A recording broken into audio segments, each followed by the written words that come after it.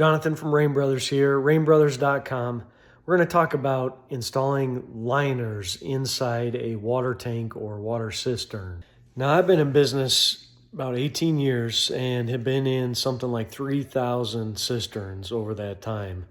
And I will say that we used to install a lot of liners, but about a decade ago, I kind of got away from it and prefer to instead use a waterproofing cement to coat concrete cisterns or brick cisterns or block cisterns or stone cisterns. And by the way, link in the description for a video on how to use a waterproofing cement to coat your cistern.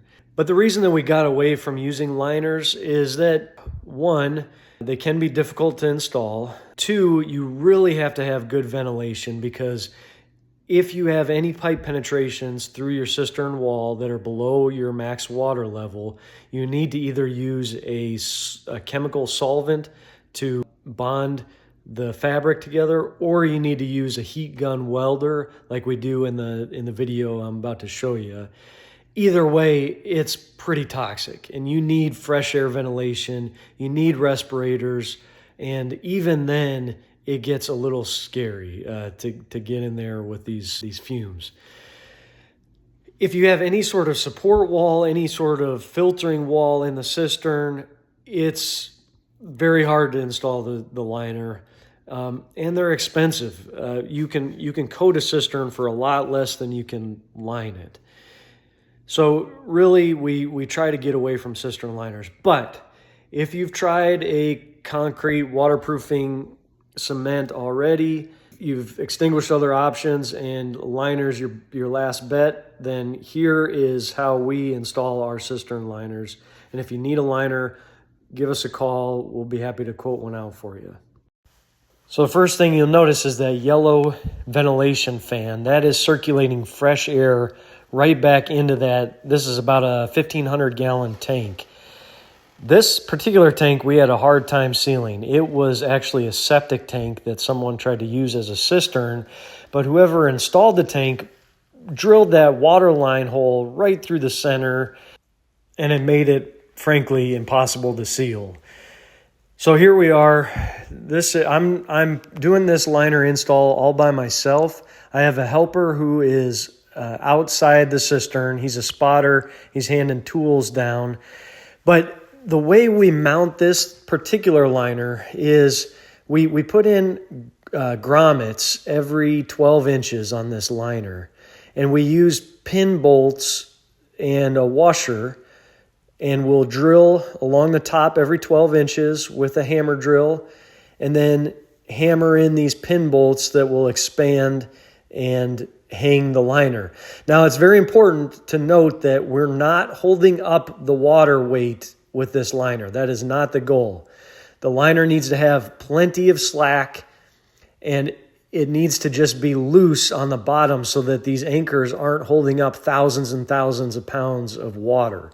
All these anchors are doing is holding up the liner, and the basic structure of the tank is still holding the load of the water. The liner is just keeping the water from leaking out.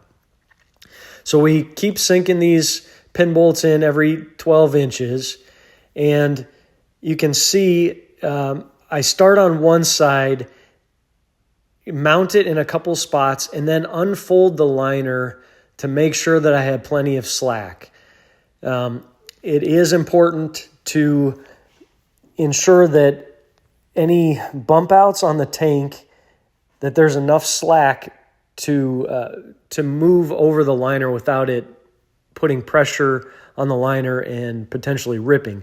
So you can see this was a septic tank. It has like a little baffled inlet that jets out, and I'm making sure that there's excess so that if water pushes at that spot, once it fills to that level, it's not going to tear the liner on that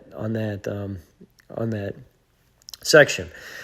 Now, I just cut a hole in the liner for the pump, and the pump is gonna just be slid through that hole with the water line and the cable, the electric cable.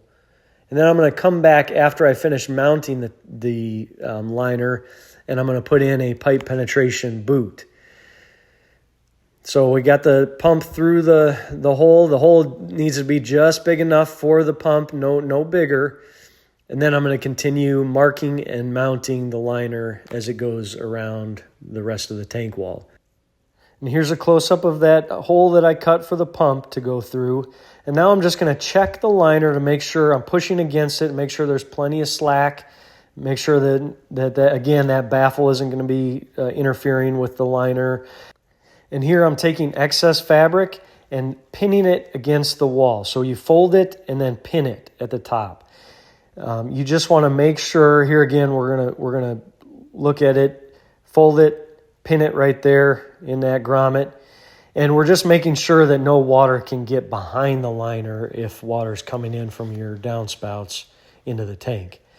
This is what's called the witch's hat, and this is what we're going to use to seal any pipe penetrations.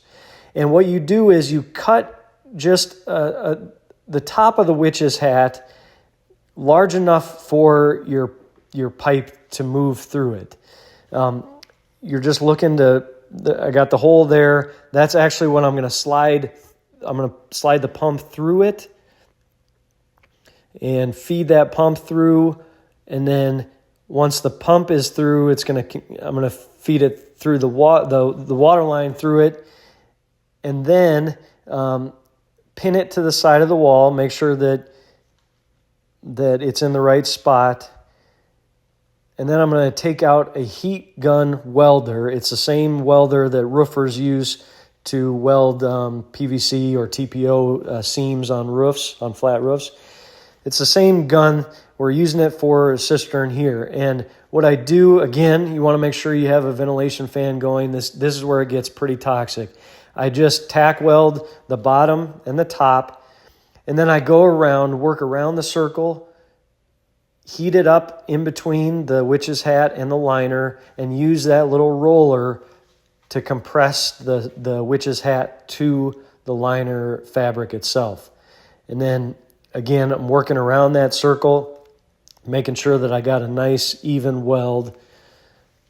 It does take a little while for that heat gun to heat up, so it gets hot enough to weld that fabric. You, of course, don't want it so hot that it's going to melt the fabric. So you have to kind of test it on a few spots before you attempt to weld your own penetration boots in your liner. But once I work around that witch's hat and press all the seams, then I'm going to turn off the heat gun, hand it up, get it out of the tank, and then do a physical examination of that witch's hat to make sure I didn't miss any spots. There's a couple flaps right there, a couple loose flats, so I'll go back in and weld that. And once that's done, I'm going to use 2 pipe clamps and clamp the liner, the witch's hat, tight to the pipe and the cable. You can see that is what's going to create the watertight seal in the liner. Once I tighten those hose clamps, I tape the end so that there's nothing sharp that could, over time, cut a hole in the liner. And at that point, we are all wrapped up and ready to go. Now, the one thing that I didn't mention is that it is helpful to unfold the liner outside of the cistern before you go into the tank. Honestly, unfolding the liner is one of the more difficult parts of the job, especially if it's a tight tank or it's a small manhole. That liner is pretty heavy, and really it's helpful to have 2 people in there, at least 2 people, sometimes 3 people, to physically unfold it and work out any creases to be able to lift that liner up, to hang it, and start going around the tank to mount it. Once we finish mounting it, we go in, vacuum any dust up, and at that point, it's ready to be pressure tested with water, and you should be ready to go. The one benefit of a liner, I will say, is that it's instant. Once it's installed, you can put water back in the tank, whereas with the waterproofing cement options, you usually have to wait 24 hours for that waterproofing cement to fully cure before you get water back in. So it is nice in that regard that it's, usually a lot, 4 hours to mount the liner, and then you can have water right back in your tank once you're done. I hope this has been helpful. Again, rainbrothers.com. We have a whole bunch of articles on how to make sure that it's your cistern leaking and not, say, a water line leak. You definitely want to check that out. Link in the description. And thank you so much for watching. Remember to like and subscribe. Thanks.